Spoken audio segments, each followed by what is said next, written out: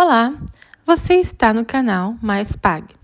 No momento, iremos iniciar a leitura da 10ª parte do livro Fernanda Brum e Foi Assim, escrito por Fernanda Brum.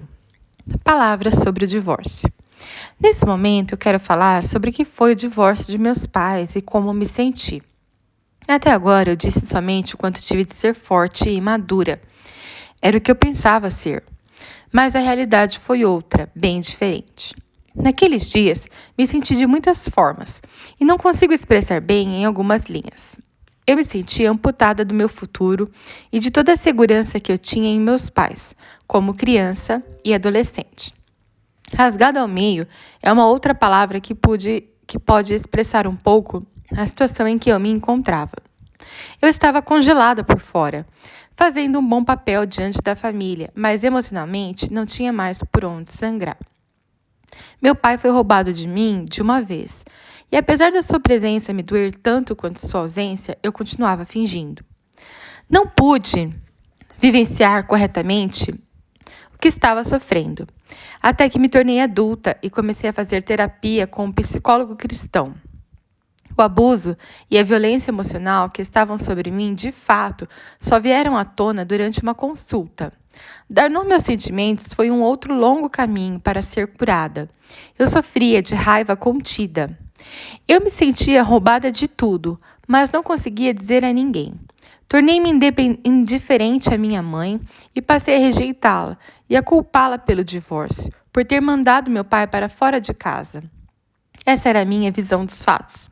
Mas Deus fez uma obra tão linda de perdão entre mim e minha mãe que daria um livro só sobre isso. Mas, naquela época, eu fui roubada não somente da amizade e do companheirismo de meus pais, como também de uma estrutura sonhada por Deus, minha família nuclear. Deus não sonhou com reinos ou cidades quando criou a terra. O único sonho de Deus foi com uma família, e naquele momento meu tudo estava no ralo. Vivi muitos anos cumprindo um luto no dia 15 de fevereiro, o aniversário de casamento de meus pais. Quando casados, essa era uma data que eles comemoravam em grande estilo. Depois do divórcio, só me restou a depressão nesse dia. Já adulta, Deus me tratou a respeito disso. Eu tinha escondido em minha casa o álbum de casamento de meus pais, que roubei e guardei para eternizar um acontecimento que era só meu, a minha origem. Mais tarde, esse álbum me foi muito útil durante uma dinâmica psicológica, na terapia, mas alguém o arrebatou da minha casa e consumiu com ele. No dia do noivado de minha mãe com seu novo marido, eu fui parar no hospital de Rocha Miranda como alcoólico. O médico disse que tomassem conta de mim e que se o episódio se repetisse, eu precisaria de um tratamento mais adequado. Lembro-me de gritar muito antes de apagar completamente pela segunda vez, para que meus pais retornassem ao casamento. Eu estava em frangalhos, fazia de tudo para não voltar para casa. Não queria mais voltar para o local da tragédia. Ninguém via isso, pois eu era atriz e escondia muito bem meus sentimentos. Passei muita vergonha e falta nessa época. Fui humilhada e maltratada por familiares, mas escondi esses acontecimentos dos meus pais. Tinha medo de que eles brigassem ainda mais e, querendo me defender, alguma tragédia de morte acontecesse. Porém, quem estava morrendo era eu. Cheguei a sofrer agressão física de um parente, mas escondi de meus pais. Fiquei na casa de amigos e disse que estava em um projeto da escola ou de teatro até que o roxo desaparecesse. Ninguém da escola denunciou o ocorrido nem me levou à polícia. Meus pais começaram a desconfiar e a me darem certas. Mas eu só lhes disse o que vivi e como me sentia muitos anos depois. Nessa época, o álcool tomou conta de mim, assim como o cigarro. Eu tentei até outras drogas sem sucesso, pois alguns amigos ainda me protegiam. Tudo estava muito mal. A poda que o divórcio traz da presença paterna me levou a crer que eu estaria segura com qualquer namorado que eu encontrasse, mas ironicamente eu buscava figuras que me largavam novamente e novamente. A gente acaba repetindo o que odeia. E sem Cristo, eu estava em relacionamentos falidos, como o dos meus pais, e repetia o comportamento autodestrutivo. Digo agora, como pastora, que o divórcio é uma tremenda tragédia não só para o casal, mas principalmente para os filhos. Não se iluda pensando que com você o divórcio será diferente. O que sobra dos divórcios são pessoas retalhadas. Esposa, respeite seu marido de todo o coração para que seus filhos sejam filhos inteiros. Marido, ame sua esposa como Cristo amou a igreja e terás um futuro precioso. Tudo que o marido precisa é de uma esposa que o respeite. E tudo que uma esposa precisa é de um marido que a ame. Não existe fórmula mágica para um casamento duradouro, mas existe salvação em Cristo para todo o casamento. Agora eu quero falar aos filhos de pais separados. Não conviva com a culpa ou com a responsabilidade do divórcio de seus pais. Você não é culpado. Não se cale diante de qualquer violência emocional ou física que você esteja sofrendo. Denuncie. Procure ajuda, vá à igreja. Se não puder dizer aos seus pais, conte a um adulto de confiança. Creia que com você será diferente. Busque no Senhor forças para seguir. Se não fosse o Senhor, eu estaria morta no mundo. E lembre-se, Deus não se divorciou de você. Eu precisava dizer como me senti para que você entendesse que, apesar da narrativa branda a fim de proteger a imagem de meus pais, eu estava na mão do espírito do divórcio e só Jesus foi capaz de me tirar de lá. Eu vivi em uma roda viva e durante muitos anos estive diante de Deus com minhas feridas abertas. Acredite, Deus pode fazer na sua vida a mesma obra linda que fez em mim. O caminho do perdão é um caminho de cura e de sucesso. Sem o perdão, ficamos estagnados em um passado de dores e rancores. É nessa hora que o mundo nos traga e nos mata. No mundo você pode morrer. Não tenha culpa de romper com o círculo vicioso de divórcios na sua família. Deus salvou você para quebrar essa roda viva e repetitiva e fazer de você uma nova criatura. Creia, Ele faz tudo novo. Comigo foi assim. Uma nova amizade e um soco no nariz. Na escola, conheci uma menina chamada Ana. Enquanto conversávamos, eu disse quem era meu namorado e ela ficou pálida. Eu logo imaginei, eles estão saindo. Abri o coração para ela e disse, pode me contar, eu só preciso de mais um motivo. Ela confirmou, muito confusa e sem graça, que ele havia ido à casa dela e que eles tinham ficado. Fui até o telefone mais próximo e liguei para o estágio dele e ele estudava enfermagem. Alô? Ele atendeu. Oi, amor, adivinha quem está aqui comigo? Quem? A Ana. Ele ficou mudo por alguns segundos. Eu terminei o namoro friamente e desliguei. A partir daquele dia, eu e a Ana nos tornamos as melhores amigas. Em sua casa, eu me sentia muito feliz e em família. A mãe dela virou minha tia querida. E na saída da escola, nem precisa dizer, né? Eu ia lá afilar o feijão. Mas, sobre o menudo, ainda foi uma luta. Nós terminamos e voltamos várias vezes. A verdade é que eu não aguentava mais aquele suplício e as traições. Às vezes, eu pegava um ônibus para ir embora e parecia que o diabo me dizia, desce ali. Eu descia e encontrava meu namorado literalmente com a boca na botija. Depois que terminamos, eu resolvi voltar para os meus amigos do condomínio. Estava livre e desimpedida podia conversar com quem quisesse. Mas ele ia toda noite lá em casa para tentar reatar o namoro. Só que eu estava gostando da liberdade. Depois de 2 anos e meio de compromisso conturbado, ele insistia. Certo dia ele apareceu e me viu conversando com um jovem na porta do prédio vizinho. Teve uma crise de raiva, começou a brigar com o rapaz e partiu para a briga. Para se defender, o rapaz armou um soco, mas eu entrei na frente na hora para apartar a briga e pô.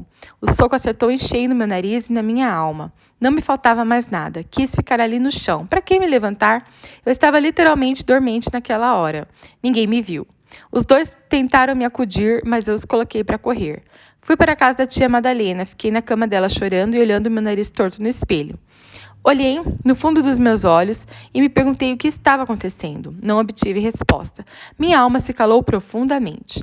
E havia me tornado uma fortaleza impenetrável. Ninguém mais conhecia meu coração, ninguém de verdade. Minha mãe estava chegando do trabalho e a tia Madalena contou o ocorrido. Fomos para o hospital. Tirei radiografia, que constatou que o nariz não estava quebrado. O médico só colocou no lugar e pronto. Mas eu gostaria de ver na radiografia o que realmente estava quebrado e eu queria cura. Será que o médico não viu? Minha alma estava quebrada e ficaria ainda pior. Eu era muito amiga da minha mãe e do meu pai também. Às vezes passava a noite com meu pai na casa do colégio. Lá eu dormia em cima das mesas do escritório ou da pedra de mármore forrada na cozinha. Conversávamos por horas. Minha mãe, por sua vez, me ouvia chorar as traições e os problemas da adolescência. Eu remendo aqui, outro ali e eu me aliviando. Eles sempre me levavam e buscavam do meu trabalho.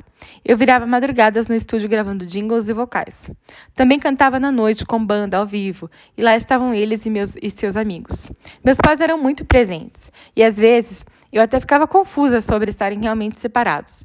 Por vezes, eles se esqueciam da separação e se chamavam de pai e mãe. Ok, vamos para o último relato trágico do meu sofrimento amoroso e vamos também ao fundo do poço. Conto essas histórias porque sei que existem meninas e meninos dentro e fora da igreja sofrendo situações parecidas. Quero que você entenda que Deus se importa com sua vida sentimental e que nenhuma maldição prosperará em sua vida. Saiba que Deus tem planos de vida e não de morte para você. Não importa o que você passou, Deus quer fazer você feliz, tremendamente feliz. O desaparecido. Eu estava em sala de aula com o Walkman no ouvido, copiando a matéria do quadro e esperando tocar More Than Words, música do grupo Extreme, sucesso na época, e Mantra dos Corações Quebrados. Nessa época, eu estava muito ligada a Andréia, uma amiga que sentava ao meu lado na sala de aula e também fazia teatro. Ela sabia dos meus episódios de coração quebrado e tinha acabado de me ouvir contar a última briga com o Menudo, a derradeira, a definitiva, que narro a seguir. Ele havia me sacudido pelo braço na rua. Tive medo, pois achei que ele fosse me bater. Também tive medo do meu pai ficar sabendo, tomar minhas dores e algo pior acontecer. Se continuássemos assim, estava claro que mais cedo ou mais tarde eu ia acabar apanhando. Por isso, definitivamente reafirmei o fim do namoro, que já tinha acabado há alguns meses, e disse que se ele me encostasse de novo, eu contaria ao meu pai, que me defenderia de qualquer violência. André interrompeu More Than Words para falar sobre um amigo, que vou chamar de desaparecido. A teoria dela era um amor se cura com o outro, então me chamou para a festa de Santa Luzia em Honorário Gurgel, pois lá me apresentaria o tal amigo. Ela passou o telefone dele para mim e o meu para ele, mas eu não liguei. Quando ele me ligou, descobrimos uma coincidência. Ele já havia ido a um show meu, em Madureira, e me conhecia desde menina, pois era filho de um patrulheiro colega do meu pai. Nossas famílias eram muito amigas, mas há anos não se encontravam. Quanta coincidência, pensamos. Ele havia sonhado comigo depois do show. Pensou que um dia poderia me namorar, mas parecia muito distante. De certa forma, isso o perseguiu. Estávamos nós, agora, na festa de Santa Luzia, conversando por horas, lembrando o passado, do tempo em que eu era criança e gordinha. Lembramos também das festas de Natal na Polícia Rodoviária Federal. Rimos muito. Ele me pareceu maduro, até por ser bem mais velho, e me passou segurança. Pensei, será que vou casar com ele? Eu tinha 15 anos. Faltavam 8 meses para completar 16, mas de novo menti a idade. Disse que tinha 17 e ia fazer 18. Ele faria 29 anos em dezembro, perto do meu aniversário. Parecia um sonho, um cara maduro que não era um menino. Tudo o que eu precisava, maturidade sem ciúmes, sem cobranças. Graças a Deus. Deus? Ah, é claro, a pergunta que não calava, qual é a religião? Trombetas, por favor. Ele respondeu, católico, mas carismático, vou à missa todos os domingos. Não me importei. Eu disse que era protestante e evangélica, ele respondeu. Já namorei uma menina crente, mas não deu certo. Acho que ela preferiu a igreja. Terminamos. Lamentei falsamente e continuamos a conversar. O Menudo estava na festa e passou de mão dadas com a nova namorada, a última menina com quem ele me traiu. Foi estranho passarmos um pelo outro, cada um de mão dadas com seu novo par. Ele ferveu de raiva. Por um segundo, achei que fosse partir para a briga com o desaparecido. Fechei os olhos e pensei, azeite, perdeu. Não vai se meter a besta. Parecia que saía fogo dos olhos dele, mas não falou nada. Ufa, agora sim estava claro o nosso término. Durante a festa, comecei a fazer muitos planos. Pensei que seria ótimo ter alguém que meus pais aprovassem, alguém já conhecido da família. O que poderia dar errado? Meus pais iam abençoar e logo estaríamos casados. O desaparecido tentou me colocar na linha, pediu para eu parar de fumar e beber, alegando que não era bom para mim, mas ele fumava, e logo passei a fumar escondido dele. Ele foi à minha casa e me pediu em namoro, tudo como manda o figurino. Minha mãe abençoou e o recebeu como filho. Eu também fui apresentada à família dele como namorado oficial. Todos se alegravam com a chegada da Fernandinha. Tinha expectativa de que eu daria um jeito no desaparecido, um tanto quanto encalhado aos 29 anos. Meus planos. Eu seria uma esposa jovem com muitos filhos, visto que a família dele era grande, 4 irmãos e suas namoradas.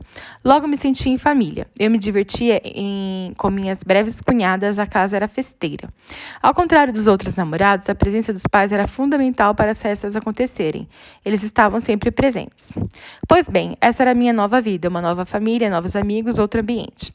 Eu decidi que seria fiel, com todo o meu ser, e que dessa vez seria feliz. Dediquei meu coração não só ao desaparecido, mas também à sua família, que me agraciou com uma filhadinha linda. E o trabalho? Bem, obrigada. Eu estava prestes a estrear 2 peças com a galera do Teatro América da Tijuca. As coisas estavam um pouco mais profissionais. Floresta Rosa e Chaimon eram as peças que estávamos escolhendo. Eu havia passado em todas as seleções para o elenco e, ao mesmo tempo, fazia minha demo popular e mandava para várias gravadoras. Em certa ocasião, enquanto assistia a um show da cantora Rosana, de quem eu era fã, fui convidada para dar uma canja. Também sempre fazia figurações. Eu estava muito animada, tudo finalmente parecia dar certo. Eu achava que estava sendo amada e amando, trabalhando e vencendo.